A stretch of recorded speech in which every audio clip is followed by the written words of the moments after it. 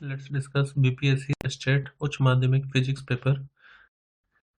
This is part 9, question number 81 to 90. Question number 81. The binding energy per nucleon is maximum for the nucleus. Binding energy का curve अगर हम देखें तो यहाँ से शुरू होकर के इस तरफ जा रहा है. यहाँ पर बाइंडिंग एनर्जी कम है और यहाँ के जो न्यूक्लियस हैं उनकी भी बाइंडिंग एनर्जी होती है आयरन के लिए, 56 आयरन के लिए देख सकते हैं. तो कर्व में मैक्सिमम बाइंडिंग एनर्जी किसकी? आयरन की. तो ऑप्शन ए यहाँ पर करेक्ट होगा, Fe56. Question number 82. The electron in hydrogen atom with radius equal to Bohr radius has a velocity. तो इसको आप जब डेरिवेशन करेंगे आप इसको डायरेक्टली रखना है, ये होता है C/137 के equal. Bohr radius of hydrogen is 0.53 angstrom. तो पूछा है कि हीलियम प्लस आयन के लिए ग्राउंड स्टेट के लिए बोर रेडियस कितना होगा. तो जैसे हमें हीलियम के लिए निकालना, तो जो रेडियस का फॉर्मूला होगा वो R0/Z. R0 जो हाइड्रोजन का बोर रेडियस है उसको हम Z मतलब हीलियम के लिए Z की वैल्यू कितनी होती है 2. तो इसको 2 से डिवाइड कर देंगे, ये आएगा 0.265 एंगस्ट्रॉन. तो ऑप्शन सी करेक्ट होगा. क्वेश्चन नंबर 84 है. The half life of radium is 1600 years. After how much time will 1 gram radium reduces to 125 milligram. तो इनिशियल जो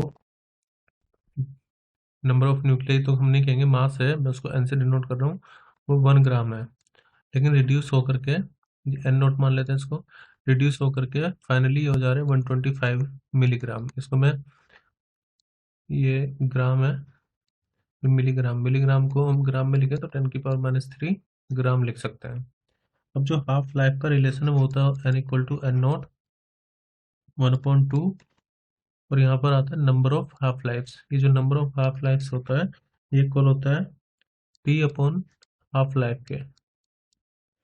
अब यहाँ पर हम लिख सकते हैं इसको n/n0 = 1/2 की power number of half life. अब n की वैल्यू और n0 की वैल्यू में पता है, ये है 125 × 10⁻³ 1 ग्राम इक्वल टू 1/2 की पावर n. अब इसको मैं ऐसे लिख सकते हैं 125/10⁻³ इक्वल टू 1/2 की पावर n, या फिर 5/10 की क्यूब, या फिर 1/2 की क्यूब. तो अगर आप इसको कंपेयर करेंगे तो 1/2 की पावर n अगर 1/2 की पावर 3 के इक्वल है तो n की वैल्यू कितनी आ जाएगी? 3. अब यहाँ पर n की वैल्यू 3 पुट करेंगे तो n की T/T½ इक्वल टू 3. तो T इक्वल टू कितना आएगा? 3 × हाफ लाइफ, या फिर 3 × हाफ लाइफ कितनी? 1600. तो आ जाएगा 4800 ईयर्स, यानी कि ऑप्शन डी करेक्ट होगा. The gyromagnetic ratio of electron spin is gamma times the corresponding ratio of electron orbital momentum. तो गामा कितना होगा? पहले मैं आपको बता देता हूँ जायरोमैग्नेटिक रेशियो होता क्या है. जायरोमैग्नेटिक रेशियो का मतलब होता है ऑर्बिटल मोमेंटम अपॉन में, ये मोमेंट है, ऑर्बिटल मोमेंट अपॉन में एंगुलर मोमेंटम, और it is equal to E/2m, और ये कांस्टेंट रहता है, और इसकी वैल्यू होती है 8.8 × 10⁻10 कूलम्ब पर किलोग्राम. लेकिन क्वेश्चन में गिवन है gyromagnetic ratio of electron spin. जो इलेक्ट्रॉन स्पिन को हम रिप्रेजेंट करेंगे तो वो होता है μs/s. ये हो गया स्पिन के लिए एंगुलर मोमेंटम. तो ये तो आता है E/में मास ऑफ इलेक्ट्रॉन, जबकि जो ऑर्बिटल एंगुलर मोमेंटम होगा जायरोमैग्नेटिक रेशियो और ऑर्बिटल मोमेंटम, तो वो रहता है -E/2m. ठीक है, तो ये हो गया gyromagnetic ratio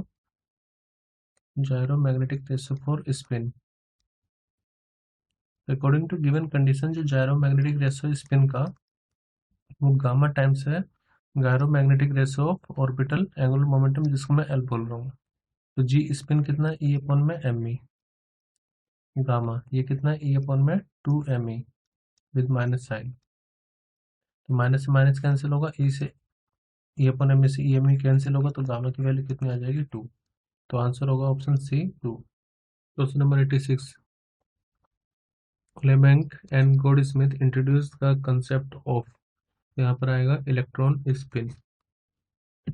question number 87, the energy of particle in infinite potential well का जो फॉर्मूला होता है वो होता है p²/2m।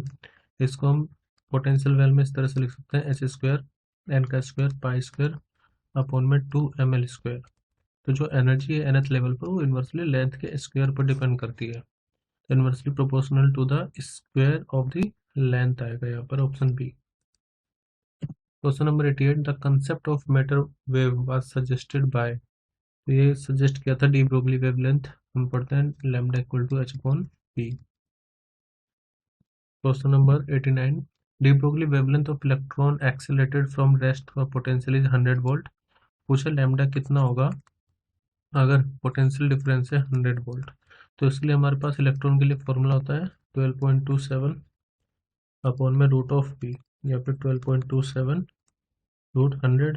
तो इसको सोल्व करने पर हमें मिलेगा 1.227 एंगस्ट्रॉम। तो करेक्ट होगा option B 1.227 angstrom. 90, which of the following can act both as particle and wave. तो lambda equal to h/p de Broglie wavelength ने बताया था। अब जिसके पास भी मास और वेलोसिटी होगी वो पार्टिकल वेव की तरह बिहेव करेगा। तो इलेक्ट्रॉन, फोटोन, न्यूट्रॉन सबके पास मास तो होता ही है, तो इसमें D all of the above सही आंसर होगा।